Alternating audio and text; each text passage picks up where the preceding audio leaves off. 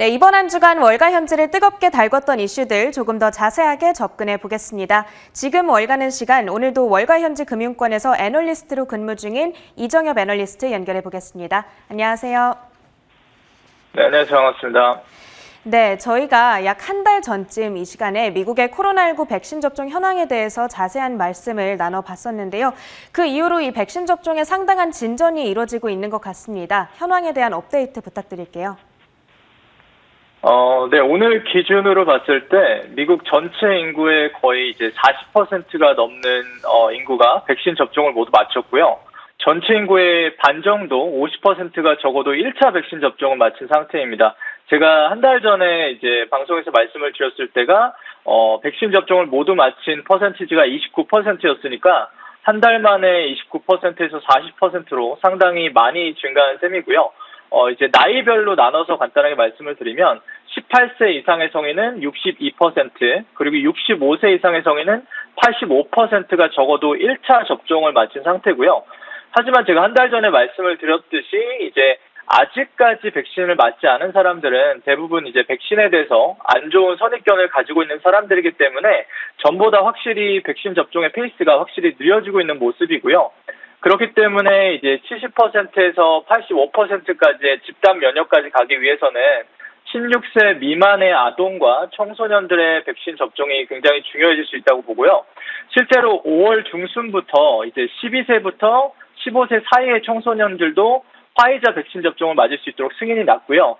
또 이제 화이자 같은 경우는 현재 생후 6개월에서 12세 사이의 아동을 대상으로 지금 임상을 진행 중이라고 합니다. 그리고 물론 이제 아동이나 청소년 같은 경우는 성인들과 비교해 봤을 때 코로나에 걸리더라도 이제 증상이 그렇게 심하지가 않거든요. 그래서 굳이 꼭 어린 아이들을 백신을 맞춰야 되냐 이런 윤리적인 논란이 있긴 한데 결국은 이제 집단 면역이란 게 궁극적인 목표이기 때문에 현재 미국 분위기는 그래도 굉장히 긍정적인 것 같습니다. 네, 이렇게 접종률이 높아지다 보니까 지난주에 또 한 가지 이제 떠올랐던 이슈로는 마스크 규제 완화 소식이 있었습니다. 사실 접종률이 상당히 높기는 하지만 그래도 아직 마스크를 벗을 정도는 아니지 않냐 하는 우려도 많이 제기가 됐었거든요. 실제로 그곳 뉴욕에서는 지금 마스크를 많이 벗고 다니는 분위기인가요? 네, 일단은 정확히 말씀을 드리면 5월 14일에 미국의 질병통제예방센터인 CDC가 백신을 맞은 사람들은 이제 실외 그리고 실내에서도 마스크를 착용할 필요가 없다라고 발표를 했었고 그 발표가 나고 나서 바로 바이든 대통령이 이제 바로 공개적으로 지지를 했었고요. 또 미국에서 코로나19와 관련돼서는 가장 권위가 있는 닥터 파우치가 그동안 마스크를 끼는 것에 굉장히 이제 강조를 했었단 말이죠. 근데 이분 또한 이 발표가 난 후부터는 이제 백신 접종을 마친 사람들에 한해서 마스크 규제를 완화하는 것에 굉장히 지지를 하고 있습니다. 그래서 저 개인적으로도 너무 갑작스럽게 마스크에 대한 입장이 바뀌는 모습이라 굉장히 의아하기도 하고 우려스럽기도 했는데 닥터 파우치 분의 설명에 따르면 이제 백신에 대한 이제 효과가 굉장히 어느 정도 밝혀졌기 때문에 그거에 대한 확신이 굉장히 커진 것 같아요. 그래서 백신을 맞은 사람들은 이제 코로나 전 생활로 돌아가도 된다 이렇게 말을 하고 있는 것 같고요. 근데 사실 이게 얼마나 사실인지는 시간이 지나봐야 알게 되겠죠. 근데 이제 미국 정부의 의도를 생각해 보면 백신을 아직 맞지 않은 사람들에게 이제 정상적인 생활로 돌아가고 싶으면 이제 백신을 맞아라라고 하는 어떻게 보면 설득용의 메시지를 보내는 것과도 같다고 볼 수 있고요. 지금 뉴욕 상황을 보면은 여전히 지하철이나 실내에서는 거의 모든 사람들이 지금 마스크를 끼고 있거든요. 1년 전의 모습을 생각해보면 그 당시 3월, 4월 때 상황이 굉장히 심각했을 때도 미국 사람들은 마스크에 대한 안 좋은 선입견이 있다 보니까 잘 안 끼는 모습을 봤었는데 지금 같은 경우는 오히려 정부에서 끼지 말아라, 안 껴도 된다 해도 끼는 모습들을 보면 좀 긍정적인 것 같고요. 물론 밖에서는 아직 이제는 점점 마스크를 안 끼는 사람들이 많이 보이긴 합니다. 아직까지는 마스크를 많이 끼고 다니는 분위기지만 그래도 실외에서는 서서히 마스크를 벗고 다니는 사람들도 많다라고 얘기를 해주셨는데요. 그렇다면 이렇게 마스크를 벗은 이후로 코로나19 확진자 수가 어떻게 바뀌고 있는지 확인해 보는 것도 중요할 것 같습니다. 이 확진자 수에 특별한 변화가 있었을까요? 네, 일단 다행스럽게도 이제 코로나19 확진자 수는 지금 계속 감소 추세고요. 예를 들어서 작년 6월 달 이후 처음으로 일일 확진자 수가 한 23,000, 24,000명대로 내려왔고요.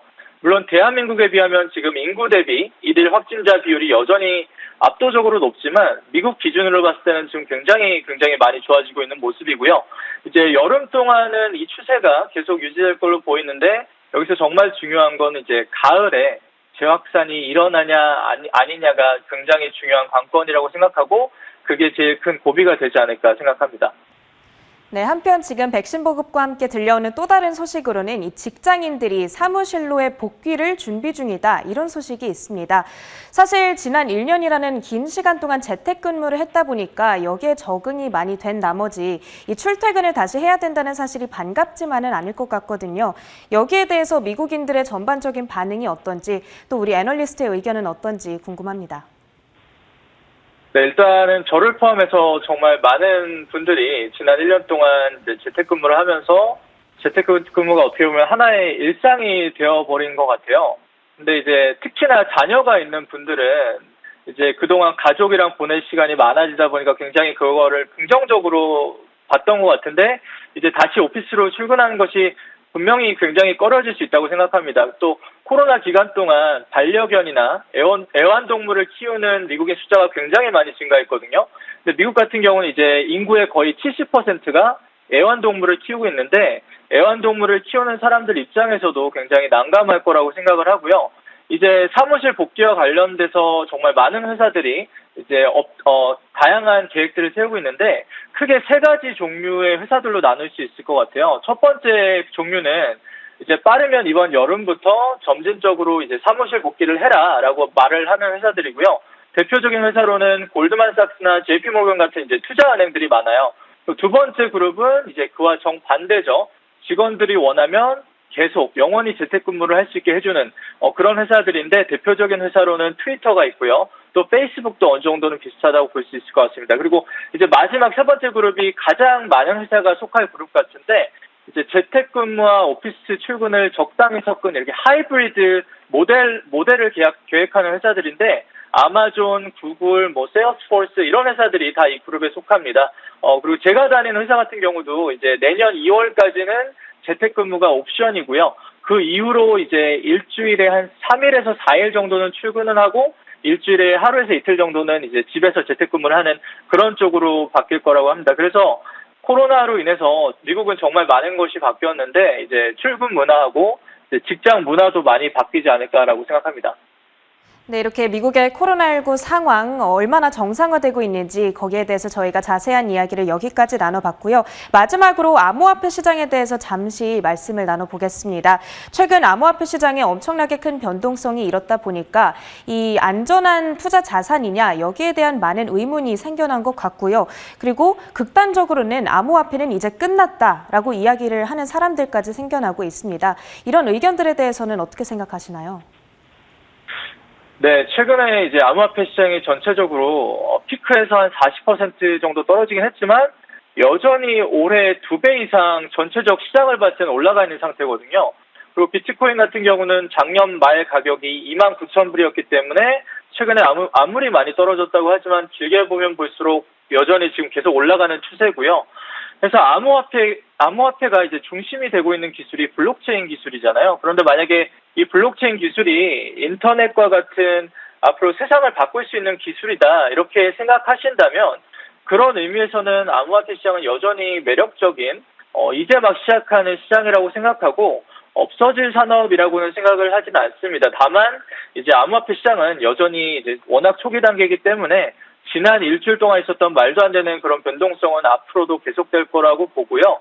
또 여전히 암호화폐 시장의 가장 큰 리스크는 결국은 정부의 규제이기 때문에 이런 리스크는 항상 염두를 해주시면서 투자를 하시면 좋을 것 같습니다. 네, 향후 몇 년간 지금 같은 변동성은 불가피하겠지만 그래도 장기적인 전망을 봤을 때에는 계속해서 긍정적인 관점을 제시해주고 계신 것 같습니다. 이렇게 오늘 인터뷰 여기까지 진행해 보도록 하겠습니다. 지금 월가는 시간 이정엽 애널리스트와 함께했습니다. 고맙습니다. 네, 감사합니다.